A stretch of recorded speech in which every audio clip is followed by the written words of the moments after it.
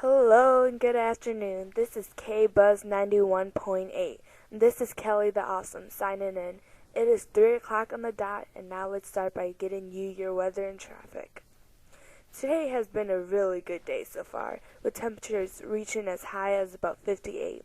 And tonight it will drop down to about 42 degrees, which is pretty awesome weather for March. And on Highway I-94, there has been a big car accident. Therefore, if you are about to head down that highway after work today, I suggest you take a different route if you don't want to be sitting in traffic. And today's weather and traffic has been brought to you by Maybelline. For long-lasting lashes, use Maybelline. Maybe it's Maybelline.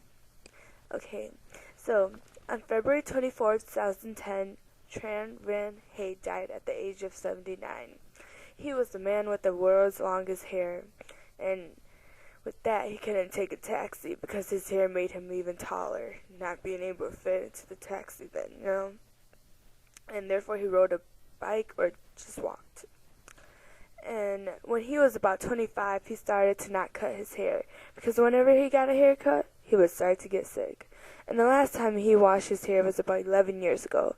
And in half a century, he only washed his hair a few times.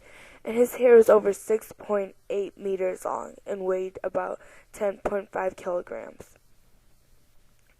And Rachel Thompson was killed along with her 2 sons, and her 6-week-old son, Maurice, survived, and he was left at the Eastbrook Church and was in a baby carrier.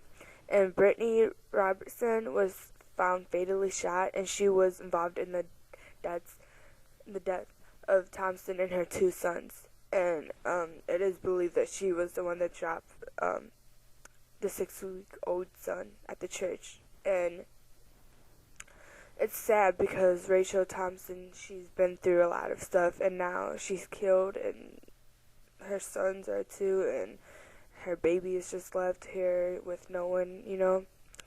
And the father of Rachel Thompson's 6-week-old son, Maurice Visser, has been in the House of Corrections for 3 months, so he's not even able to take care of his son then.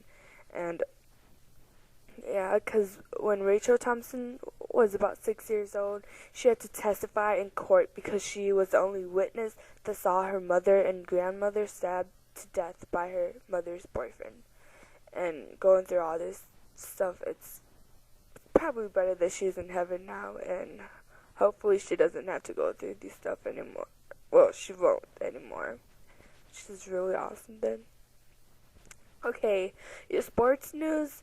Baseball player Scott Schneuzes from the Arizona Diamondbacks lost his wife last year in May, and she left behind their 4 kids ranging from ages 4 to 14. And after that, he has been feeling mentally weak because his wife was the person that kept their household together since he was always away, which is not unusual for any married baseball player wife to do, since the long season would keep them away from them for weeks. And as of enough pain that he was going through already, teams didn't want him because they thought he would never be able to completely recover to be a good pitcher again. And shortly after the spring training, he got the news that the Brewers were offering a non-rooster invitation to spring training, and if he would make the team, he would make a salary of $800,000. And this is really good because spring training for the Brewers was where he lived at, and he would be able to spend time with his kids then. And he has hired 2 nannies to help him out, and his mom has also been helping him out. And the Brewers only had 1 left-handed reliever for the season 2009. Therefore, if Scott makes it, that would be really awesome for both sides. So support him. Good luck, Scott. And the Ronald McDonald house near the Children's Hospital in Wauwatosa is going to double up. They'll be spending about $5 to $8 million for this. And this house is open to families who has kids that are being hospitalized nearby. And they hope to add about 40 rooms to the 38 rooms they already have right now, in which would be really awesome. And they also want to add 2 new buildings and it will be connected to the tunnels. And about 31,000 families have stayed at Ronald McDonald's house since it has opened up 25 years ago. And about 5 to 30 families are on the waiting list daily. So this would be such a good thing for people who are not able to afford a place to live in or needs a place to stay for a while. And there will be fundraising to raise money for this project, so help out if you can. And thank you for listening. And thanks for McDonald's for supporting our radio station here. McDonald's. Ba-da-ba-ba-ba. I'm loving it. And this is Kelly the Awesome signing out. Be sure to be back here tomorrow at 3